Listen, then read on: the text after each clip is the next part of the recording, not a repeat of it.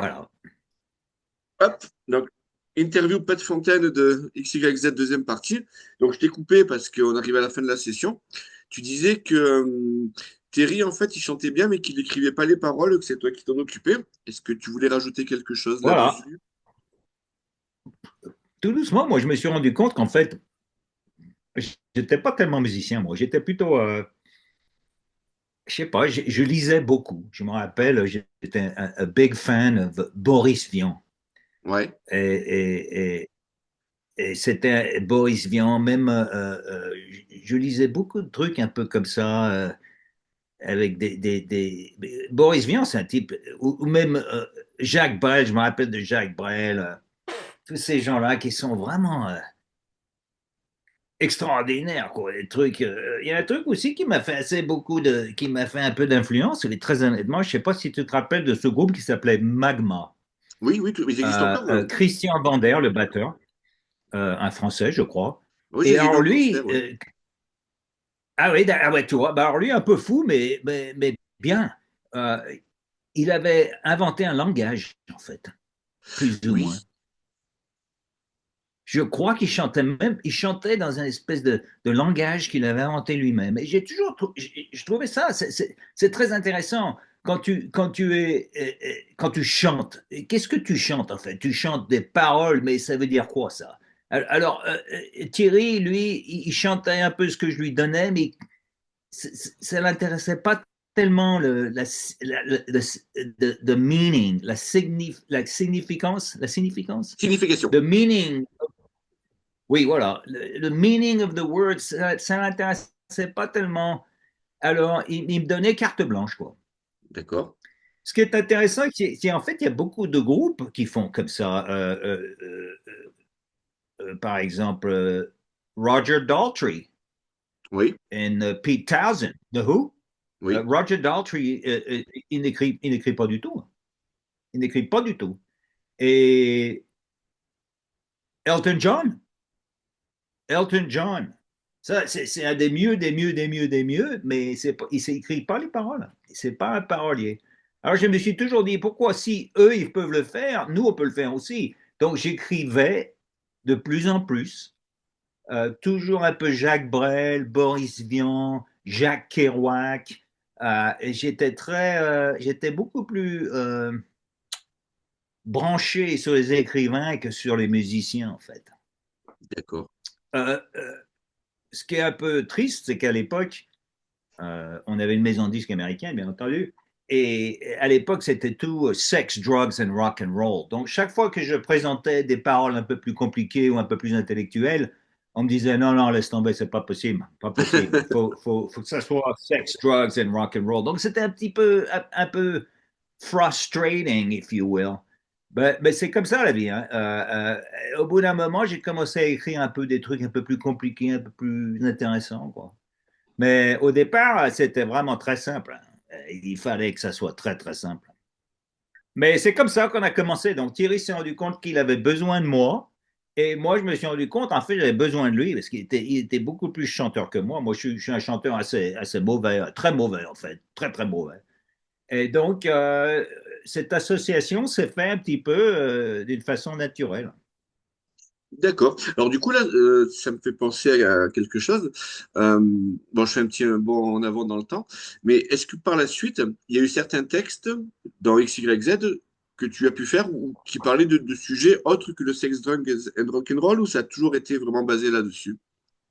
Bah, j'ai eu du mal. On avait beaucoup de mal parce que quand tu fais un disque pour une maison de disques, c'est eux qui payent pour tout. Hein.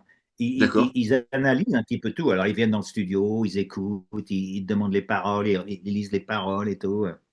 Et je me rappelle qu'on a, dans le deuxième disque, on a fait Off to the Sun. Oui. C'est un morceau qu'on a écrit en studio, en fait. Et moi, je voulais essayer de faire un truc un peu différent. Et je me rappelle que la maison de disques me disait, mais c'est quoi, qu'est-ce que ça veut dire? Ça veut rien dire ton truc. Ils me regardaient avec comme si j'étais fou, quoi. Et j'ai insisté un petit peu. Hein. J'ai dit, écoute, on va essayer de faire au moins un morceau qui a un petit peu plus de profondeur. Mhm. Et bon, ben à l'époque, c'était dur. Hein. Mais bon, ça s'est passé quand même. Et aujourd'hui, c'est plus facile, si tu veux, parce que il y a beaucoup plus de liberté. Les maisons de disques, je crois, te donnent un peu plus de liberté aujourd'hui qu'avant. Mais à l'époque, c'était difficile.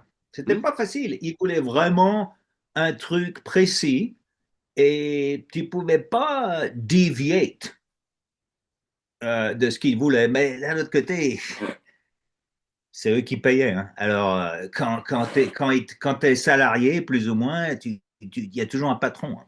Ouais, d'accord. Ok. Donc, du coup, donc, l'histoire de XYZ, groupe français qui emménage aux États-Unis, ça m'a fait penser à un autre groupe, un groupe de Cannes qui s'appelle Ace, qui ont aussi, eux, ils ont emménagé aux États-Unis en 86-87 après leur album Bad Boys. Alors, est-ce que tu vois de quel groupe je parle? Et si oui, est-ce que vous avez Comment il pu les... s'appelle ce groupe, tu dis? Ace, A-C-E. Ace. Non, ça me dit rien. Ils étaient aux États-Unis, c'était vers Los Angeles aussi, je crois, donc c'était entre 87 et 89, quelque chose comme ça. Alors, nous, on était signés en 87. Non, attends, on était signés en 86. D'abord, on était signés sur Atlantic. Et D'accord. puis, on a fait un disque pour Atlantic, mais ils n'ont pas aimé. Donc, ils nous ont foutus à la porte. On a été re-signés en 89. Alors, Ace, ils sont de Cannes. Ils sont de Cannes, ouais. Ace. Ils sont pas restés aux États-Unis, Ça me hein. dit quelque chose, mais je crois pas que je les connais. Mais ça me dit quelque chose. Mais c'est tous des Français? Ouais, ouais, ouais. Le nom me dit quelque chose, mais je crois pas que je les connais, non. D'accord. Ouais, t'as peut-être vu passer le nom sur des affiches ou un truc comme ça, Voilà, peut-être. c'est sans doute un truc comme ça, ouais. D'accord. Alors, ils sont toujours là ou quoi? Alors, ils se sont séparés donc à la fin des années 80. Ils se sont reformés en 2013 jusqu'à 2019, mais en France, hein, ils ont continué en France. Et là, apparemment, depuis, je crois, 2018-2019, ils n'ont pas annoncé de split, mais il n'y a plus d'activité, quoi. Ah, d'accord. Voilà. Ouais, tu sais, à l'époque, à Los Angeles, dans les années 80, il y avait beaucoup de groupes de partout, en fait. Il y avait des groupes japonais, des groupes d'Amérique du Sud. Il y avait beaucoup de groupes d'Amérique du Sud. Il y avait aussi beaucoup de groupes de Scandinavie. Euh, je me rappelle de Shotgun Messiah, des potes à moi Oui, d'ailleurs.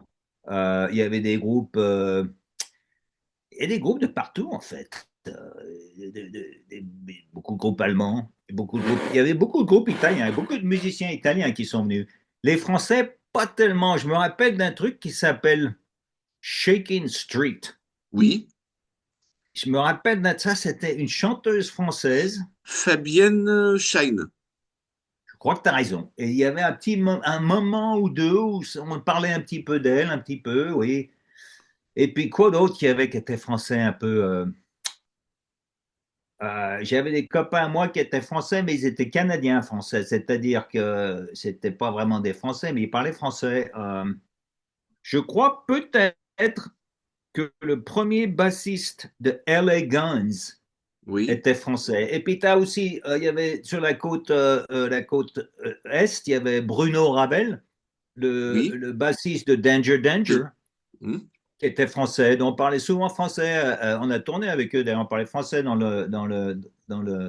les tournées. Mais autrement, des Français hein, qui sont venus de France à Los Angeles, non, je ne connaissais pas, en fait. Non. d'accord. Parce que là, tu parles du premier bassiste de Elegance. Tu parles de Kelly Nichols, c'est ça qui était le Je crois neveu que de Kelly Pierre Perret? Nichols, c'est pas son vrai nom, je suis sûr. Mais je crois Oui, qu'il est j'imagine. français. Parce que j'avais cru dire que c'était le neveu de Pierre Perret, mais qu'il était quand même né aux États-Unis ou une histoire dans ce genre-là, quoi. Oui, oui, tu as raison. C'est vrai. Il est né aux États-Unis, mais son français n'était pas mauvais. Je crois qu'il D'accord, a, ok. il a aussi la nationalité française. Ça fait des années que je ne le vois plus. Alors, je sais pas. Après, il est passé à Pretty Boy Floyd. Oui, ok. Et puis, des années plus tard, je sais pas. Je sais pas, je l'ai perdu de vue, en fait. D'accord. Mais de toute façon, je ne Perdu. sais même pas s'il joue encore. Je sais pas, peut-être. Ok, donc revenons à XYZ. Donc voilà, il semble que vous ayez connu plusieurs changements de guitariste et de batteur avant de vous stabiliser en 88 avec Marc Diglio et Paul Monroe. Est-ce que tu peux nous parler un peu de l'activité du groupe dans les années, on va dire, de 83 à 88? Vous avez connu de nombreuses galères, non, à cette époque? Oui, bah, on a commencé. Moi, j'étais en Californie en 83. 84, Thierry arrivait sans doute autour de septembre, octobre 84. Alors, j'avais pas d'appartement. Alors, je couchais dans la voiture. Alors, lui, Thierry, il n'aimait pas coucher dans la voiture. Il n'aimait pas. Il n'aimait pas du tout, hein. C'est les chanteurs, Alors, ça. alors, on s'est un peu séparés parce qu'on s'est engueulé. On s'est un petit peu engueulé au départ parce que c'était vraiment la galère. Moi je couchais dans la voiture. Voilà, j'avais un sac à dos et puis un sac de couchage et puis je dormais dans la bagnole, quoi. Alors, ça, c'était pas l'enfer parce que la météo californienne, c'est extraordinaire. Il fait jamais froid. Moi, je tombais sur la plage et sur la plage, il y avait des douches. Il y avait Oui, c'était impeccable. Moi, je prenais une douche tous les matins, c'était très fort, hein. ok. Et puis, je dormais dans la voiture. Moi, ça me gênait pas trop, mais Thierry, il galérait avec ça, il voulait pas. Alors, on s'est séparés. Et puis, tout doucement, on se mettait un coup de fil de temps en temps. Je le voyais dans les bars. On était toujours un petit peu ensemble, mais pas vraiment, quoi. Il essayait de trucs, il essayait de jouer avec d'autres groupes, il essayait avec des copains. On essayait tous un peu de survivre, mais pas forcément ensemble. Et puis tout doucement, on s'est rendu compte qu'en fait, c'était quand on était ensemble et qu'on travaillait ensemble qu'il y avait un peu une étincelle, a little bit of a spark. Il y Hmm. avait un petit peu un truc qui était un peu spécial. Thierry et Une moi, c'est un osmose. peu spécial, hein. Alors, on s'est dit, bah écoute, faut le faire, hein, faut le faire. Alors, on n'avait pas de guitariste, on a trouvé un guitariste qui s'appelle Bobby Piper, qui était un type que je connaissais de New York, super sympa. Je l'ai appelé, je lui ai dit, écoute, pourquoi tu viens? Viens en Californie. Il était de New Haven, Connecticut. Alors qu'il est venu. Et alors, Thierry, Bobby Piper et moi, on a essayé de commencer un groupe sans batteur. On répétait sans batteur. On avait du mal à trouver un batteur. Et puis, Thierry avait une petite copine qui nous a gentiment donné l'autorisation de coucher dans sa salle à manger, quoi. Là, c'était super fort. Tout d'un coup, on avait une salle à manger on dormait par terre sur le plancher avec des sacs de couchage. C'était très fort. Et puis, on a commencé avec des batteurs, on recherchait un peu à droite à gauche, on sortait dans les clubs, on sortait dans les nuits. Bobby Piper, euh, euh, euh, éventuellement, il a joué avec Heaven. Je ne sais pas si tu te rappelles de ce groupe australien. Alors, au Even? bout d'un moment, Bobby Piper est parti parce qu'il voulait aller en tournée avec ce groupe Heaven, qui en fait était qu'on fait la première version de Knocking on Heaven's Door. Alors, avant Guns N' Roses, mais après Bob Dylan. C'était un morceau qui était pas mal, qui passait pas mal à la radio. Donc, il est parti en tournée avec eux. Il nous a abandonnés. Et on a trouvé Mark Diglio, qui était un copain à moi, euh, plus ou moins, un copain à copain. Euh, il était à Hollywood. Il avait rien à foutre. Il était très jeune. Il avait 17 ans. Et il avait pas de domicile. Alors, je le vois dans la rue un jour et il me dit, bah, écoute, merde, je sais pas coucher le soir. Je lui dis, écoute, bon, bah, écoute, viens coucher avec nous. On te met on te met dans le coin, là, tu dis rien, tu passes une nuit ou deux, tu prends une douche et puis tu te casses, quoi. Et puis, il est venu et on s'est rendu compte qu'en fait, il était assez sympa. Il avait tout ce qu'il fallait, quoi. Il était jeune, il était un peu plus jeune que nous. Et puis Thierry et lui ont commencé à bosser ensemble. Ils bossaient ensemble, ils bossaient ensemble, ils bossaient ensemble. Et moi, j'étais un peu distant parce que je ne savais pas bien ce qu'ils voulaient faire. Moi, j'étais beaucoup plus punk. Et ils étaient très rock and roll. Motley Crue, Van Halen, Scorpions. Moi, j'étais beaucoup plus Motorhead, even The Clash, I was a little bit of a different type. Ils étaient très, très heavy metal. Moi, j'étais un peu moins heavy metal. Mhm, ok. Donc, au début, on ne savait pas bien.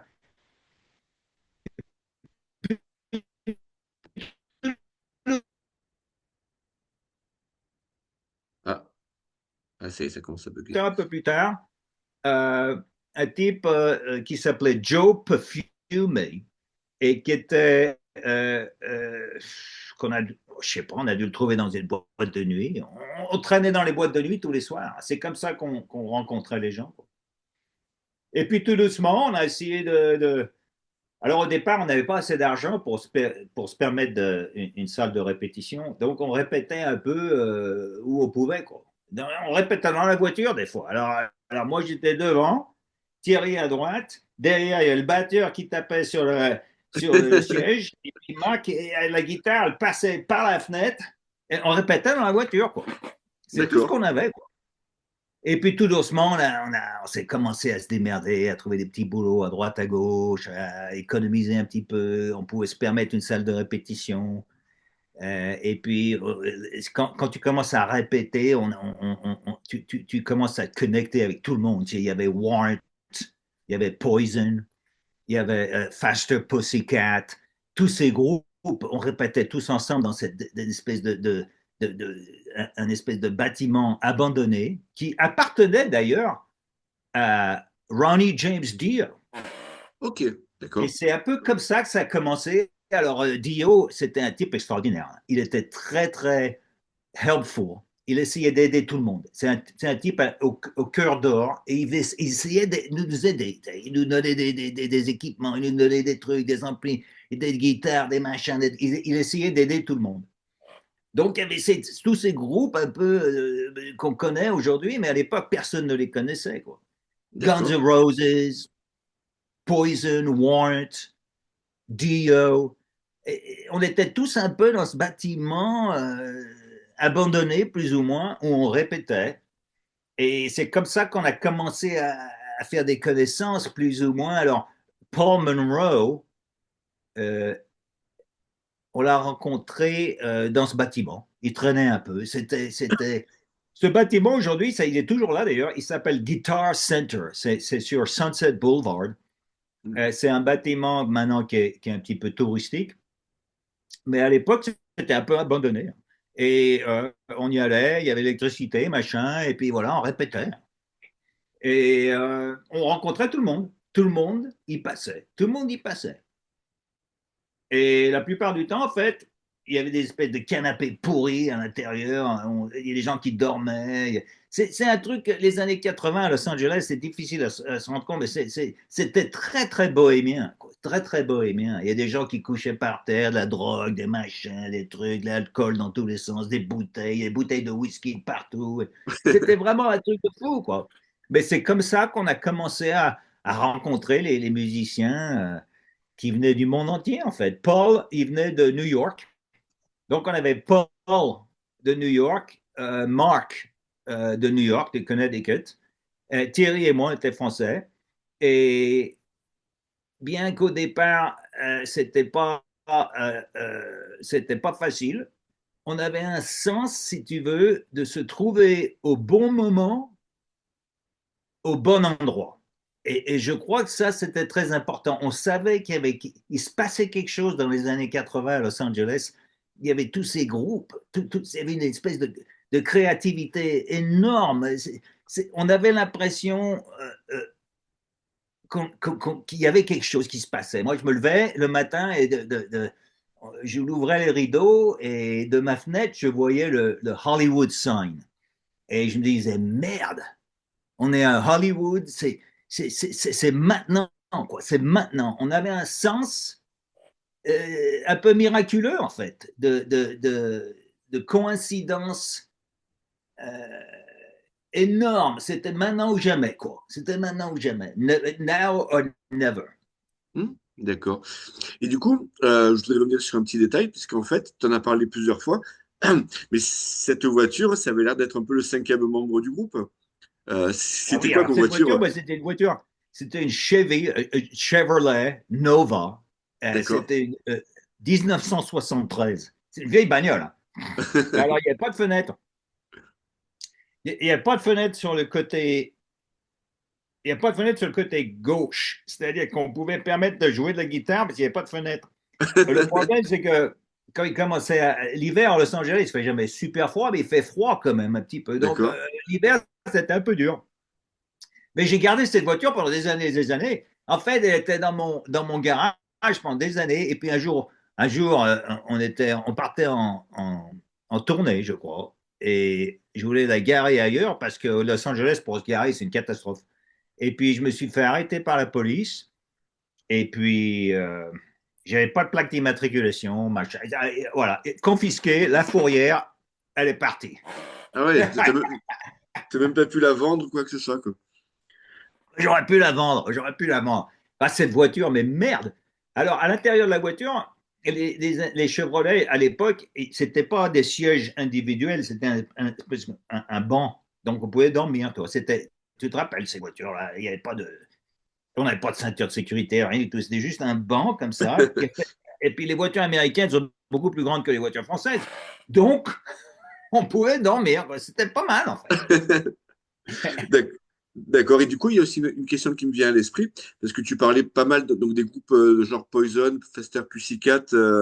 En fait, Motley Crue, c'est tous les groupes qui, à un moment donné, dans la scène hard rock de Los Angeles, qui ont pas mal utilisé le maquillage.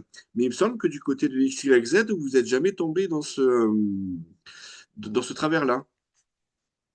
Oui, tu as raison. En fait, nous, on était beaucoup plus. C'est marrant à Los Angeles, il y avait une espèce de division entre Van Halen ou Motley Crue. Deux mondes différents.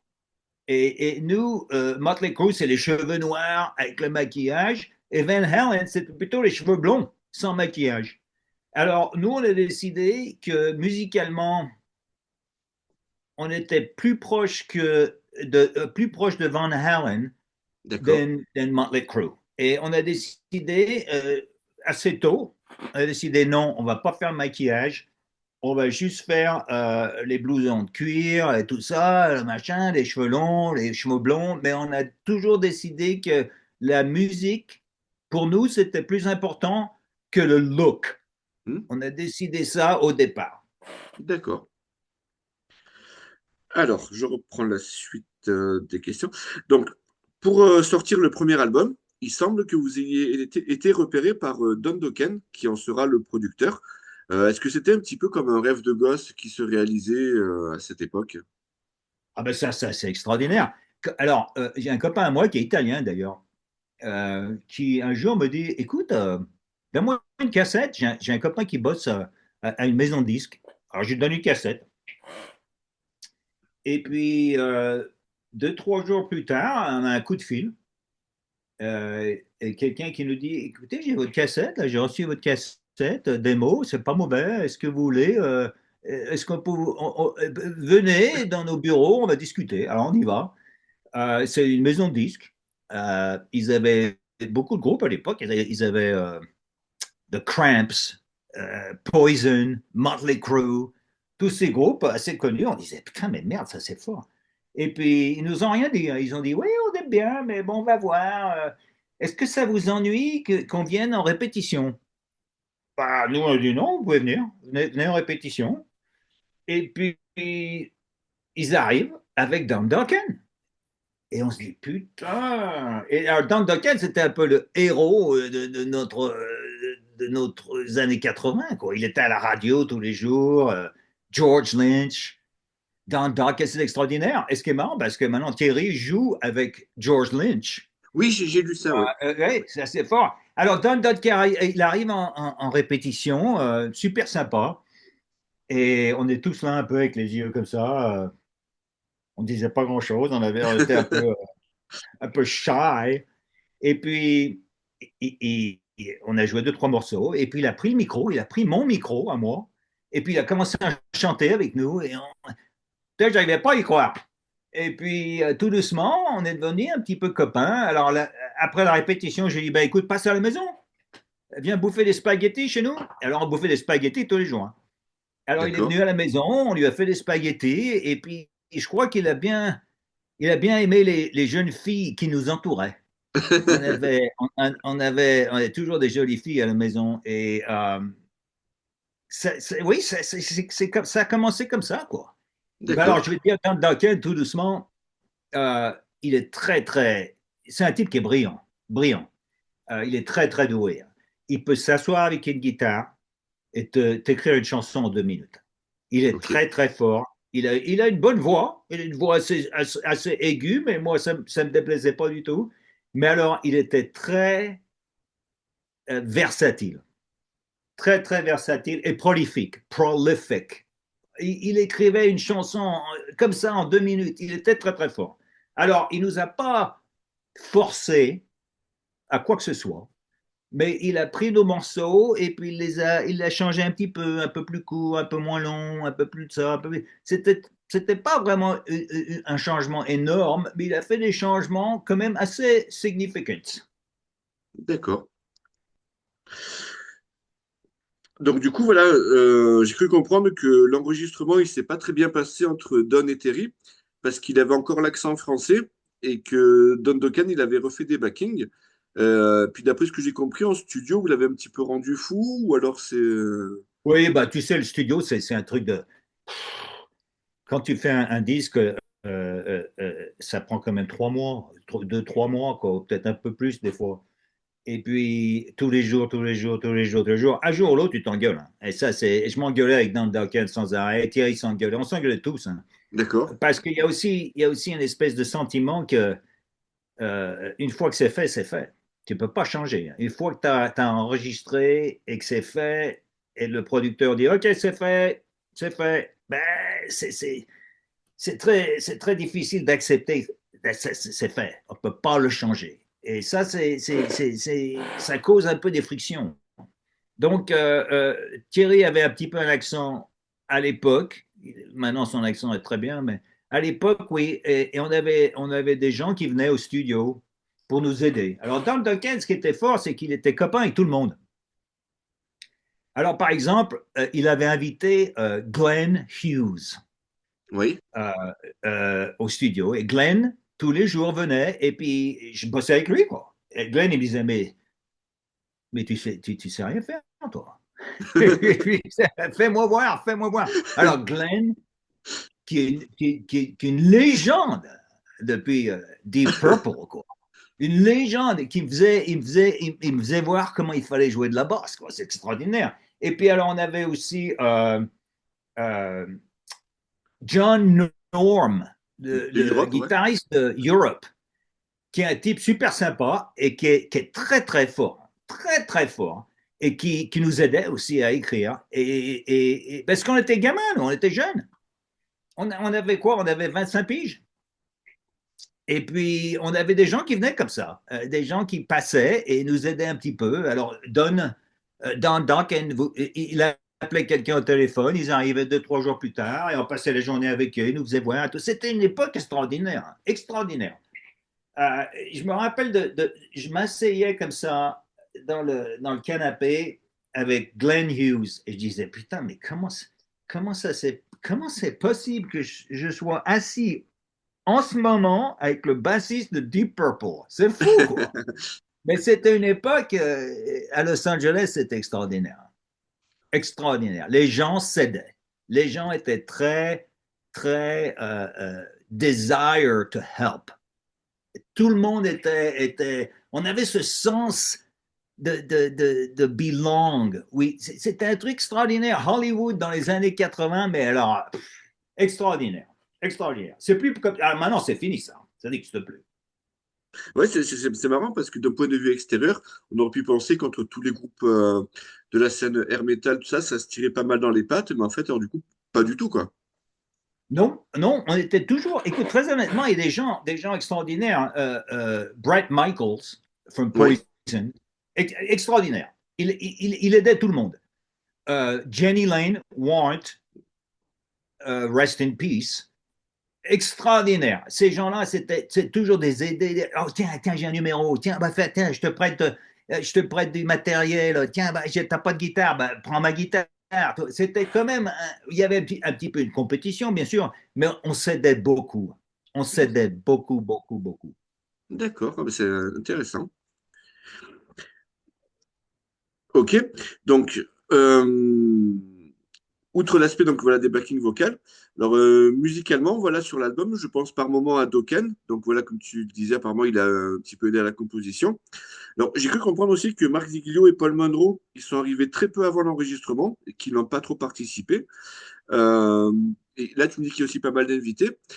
Est-ce que en fait sur l'album en lui-même vous reconnaissez quand même bien votre patte XYZ ou vous avez l'impression qu'il y a eu trop de d'avis extérieurs qui ont un peu Ouais, dénaturé écoute, votre musique? tu sais, moi, dans l'ensemble, on est un peu malléable quand tu commences. Parce que tu te dis, bon, écoute, euh, moi, mon but à moi, c'était d'en faire un métier, de survivre je voulais juste que ça soit mon métier, quoi. Alors moi, Mhm. j'étais beaucoup plus malléable. Un peu plus de ça, un peu moins de ci, du rock, du punk, du pop, un peu plus de rock, moins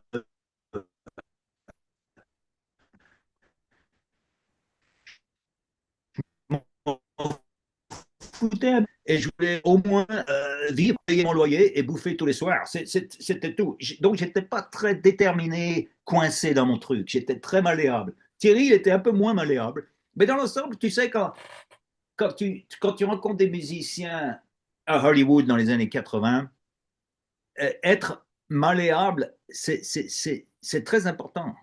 Tu ne peux D'accord. pas être coincé. Et tu sais, aujourd'hui, je fais de la production avec des groupes de Vegas et je leur dis toujours, si vous êtes coincé, si tu es coincé dans ton truc, eh ben, il vaut mieux être super fort. Hein, parce que autrement, si tu n'es pas très, très fort, les chances de succès sont minimales quand même. Donc, je crois que notre plasticity, le fait qu'on était un peu plastique, qu'on pouvait s'adapter, ça nous a beaucoup aidé. Et donc, quand Don Dokken ou Glenn Hughes ou John Norm, all those people would try to help, we listened. We're like, well, ouais, alors si tu veux m'aider, moi j'écoute. Hein. J'écoute. D'accord. Et plus tard, j'ai eu la chance de travailler avec des producteurs et je me suis rendu compte que oui, c'est très important. Tu ne peux pas être coincé. Il faut essayer d'ouvrir tes oreilles à te dire, écoutez, est-ce que tu veux réussir ou tu veux juste le faire pour toi-même? Est-ce que tu veux te faire plaisir ou tu veux faire plaisir à 1 million de gens? Tu décides. Et donc, oui, on a un peu notre patte, notre griffe XYZ, mais on n'est pas un groupe comme Pink Floyd ou Van Halen. Ils ont un style tellement immense, tellement baked in. Nous, on était plus un groupe de rock. On jouait à droite, on jouait à gauche. On s'éclatait. C'était un truc pour se faire plaisir et pour essayer de gagner un petit peu notre vie. Donc, on était toujours un petit peu open-minded. Et même aujourd'hui, on est très open-minded. Et tu verras d'ailleurs le premier disque, le deuxième disque, le troisième disque, le quatrième, ils sont tous un peu différents. Parce D'accord. qu'on change un peu d'avis, on change de temps. Je crois pas qu'on est coincé, nous. XYZ, on n'était jamais coincé. Ok. Donc l'album, donc il sort en 1989 et mine de rien, c'est déjà un petit succès puisque vous rentrez au Billboard durant 10 semaines apparemment. Est-ce que c'était un Ouais. petit peu comme un aboutissement après toutes ces années de galère, hein? C'était sidérant. C'était sidérant. Euh, tu sais, quand tu es en France et que tu rêves un peu de la Californie, des palmiers, de la mer, le Pacifique, la radio, le rock and roll sur ta radio.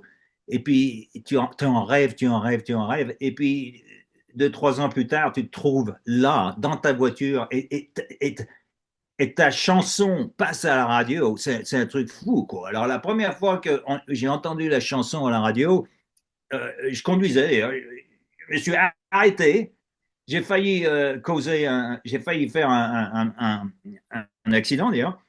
Je me suis arrêté et puis j'ai écouté la radio. J'ai dit, mais ça c'est fou quoi. Ma chanson, les paroles que j'ai écrites, sont à la radio. Et puis ce qui est fou, c'est que quand ta chanson s'arrête à la radio, il y en a une autre qui arrive.